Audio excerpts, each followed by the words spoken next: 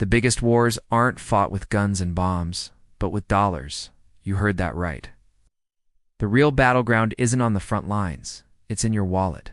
The true weapons of mass destruction aren't missiles, but massive debts. And it's not China or Russia who are the masterminds behind this silent war. It's the USA. You might be thinking this is a crazy theory, but hold on, because what if global power wasn't just about armies? It was about debt. What if the strings to the world's economies were secretly controlled by a few, and the rest of us were just pawns in their game? Welcome to my channel. Today we're diving into the deep end of economic warfare, exposing the shocking revelations from John Perkins, a man who dared to go against the system. This is a story that will make you question everything you thought you knew about money, power, and corruption. So stick around. You won't want to miss this. In the shadowy realm of economic warfare, where fortunes are made and broken at the stroke of a pen, there exists a breed of elite operatives whose skills are more potent than any weapon of mass destruction. Meet the Economic Hitman. They are the masterminds, the puppet masters of global finance. But unlike their violent counterparts, their targets are intangible, their weapons, complex financial instruments. Their mission, to cripple economies, control nations without firing a single shot. How do they do it? Through debt. A seemingly innocuous financial tool that, when wielded correctly, can bring a country to its knees.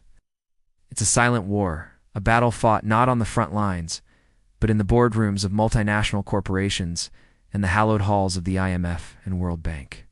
Enter John Perkins, a man who once walked the corridors of power as one of these economic hitmen.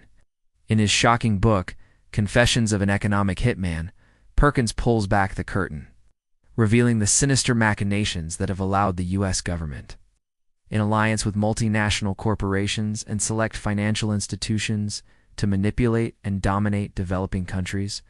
His story is a revelation, a bombshell that challenges everything we think we know about globalization, development, and power. Join us as we delve into Perkins's narrative, uncovering the intricate web of deceit and manipulation that has far-reaching implications for our world. Get ready to be shocked, outraged, and ultimately empowered as we expose the hidden hand that has been controlling the world's economy behind the scenes. It all starts with a seemingly innocuous transaction, a multi-million-dollar loan offered to a developing country in need of infrastructure.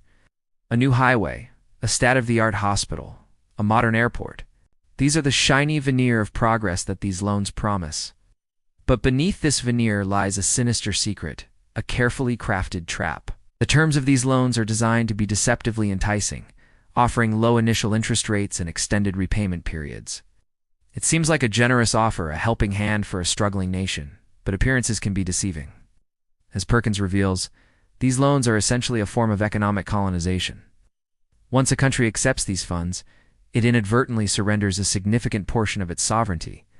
The strings are subtly attached, dictating that the country must use U.S. engineers to oversee the construction project funded by the loan. This might seem like a routine stipulation, a way to ensure the efficient use of funds. But in reality, it's a strategic move to infiltrate the country's infrastructure, giving American interests a permanent foothold. It's about control, subtle yet pervasive. But the real trap is sprung when the developing country inevitably falls into a debt crisis. It's a scenario that Perkins describes as inevitable, and it happens when the interest rates suddenly and drastically increase, turning the manageable debt burden into an insurmountable one. Faced with this sudden crisis, the developing country finds itself at a critical juncture. Without the ability to meet its debt obligations, it's forced to make an agonizing choice: default or surrender. Surrender means giving up control over vital aspects of its economy, agreeing to terms dictated by the lenders, often including privatization of key industries, and a significant reduction in government spending on essential services like healthcare and education. It's a lose-lose situation, a grim choice between economic ruin and political subjugation. Perkins paints a stark picture of how this economic colonization works in practice. He exposes how these loans, ostensibly offered as a means of development, are actually a clever ruse to siphon off a country's wealth. Take oil, for instance. The United States doesn't just export machinery and services to extract it. No, it also secures the rights to a percentage of the oil extracted, effectively giving it a direct stake in the country's most valuable resource. Similarly, with minerals, the story is the same. American companies swoop in, often in cahoots with local elites, and establish mining operations that, again, give the U.S. a direct claim on the country's resources. This isn't about helping the developing country process these resources for its own benefit. No, it's about extracting value to fuel corporate profits and line American pockets. It's a silent land grab that has reshaped the economic landscape of the world. In Perkins's narrative, the exploitation doesn't end with resource extraction. It extends to every facet of a country's economy that can be monetized. The privatization of state-owned enterprises is another tool in this economic arsenal. Companies like the World Bank and the IMF push developing countries to sell off their valuable assets, their railways, their telecommunications, their utilities, all for a quick infusion of cash that ultimately goes towards servicing the very debt that was used to pressure the country into selling these assets in the first place. It's a vicious cycle of exploitation that keeps the developing world trapped in a web of dependency. And at the heart of this web is the unsuspecting consumer like you and me. Our daily lives are intricately connected to this global economic warfare. The products we buy, the clothes we wear, the food we eat, all are part of a supply chain that is deeply affected by this silent land grab.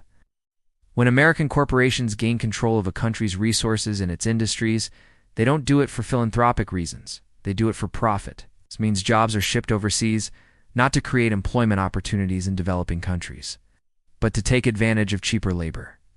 It means that the profits earned are repatriated to the U.S., draining the very countries that these loans were meant to help.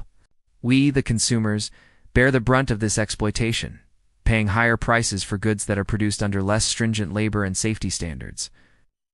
As Perkins unravels this complex web of exploitation, he doesn't just shed light on the strategies employed, he also exposes the human cost. Lives uprooted, communities destroyed, futures compromised. It's a sobering look at the dark underbelly of globalization. But amid this bleak landscape, there is a glimmer of hope, a story of redemption. John Perkins himself was once a part of this very system, an economist who willingly participated in these financial maneuvers. He saw himself as a modern-day Robin Hood, helping developing countries in need. That was until he realized the gravity of what he was a part of. The guilt consumed him, the realization of the damage he was inflicting. And this led him to make an almost impossible decision, to turn against the very system that had made him successful. In a courageous move, Perkins resigned from his position and embarked on a new mission, blowing the whistle on the nefarious activities of the economic hitmen. He became a messenger of truth, carrying the stories of exploited nations and their people to the wider world. It's a story of personal growth, of a man who realized the error of his ways and chose to atone for his past actions. His book, Confessions of an Economic Hitman, is more than just it's a call to action, a rallying cry for a more equitable world. It challenges the status quo, demanding a fundamental shift in how we perceive and participate in global economics. Perkins argues that we are at a pivotal moment in history, a time where we must choose between perpetuating this cycle of exploitation or charting a new course for humanity. He urges us to reject the allure of cheap goods produced under exploitative conditions. He calls for transparency in international financial dealings and accountability from those who wield the power to influence economies. Most importantly, he reminds us that we are not powerless. We have the collective power to drive change, to demand a better world. So what can you do? Start by educating yourself.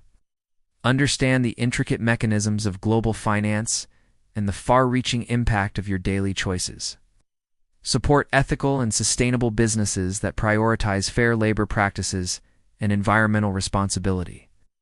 And above all, engage in open and honest conversations about the kind of world you want to live in. The path to positive change begins with each one of us. If we all commit to being part of the solution, we can dismantle the structures of exploitation and create a future that is more just and sustainable for all. This is a story that should shake us to our core. A stark reminder of the human cost of unchecked corporate greed and the devastating consequences of unfettered financial power. But it's not just a story of exploitation and control.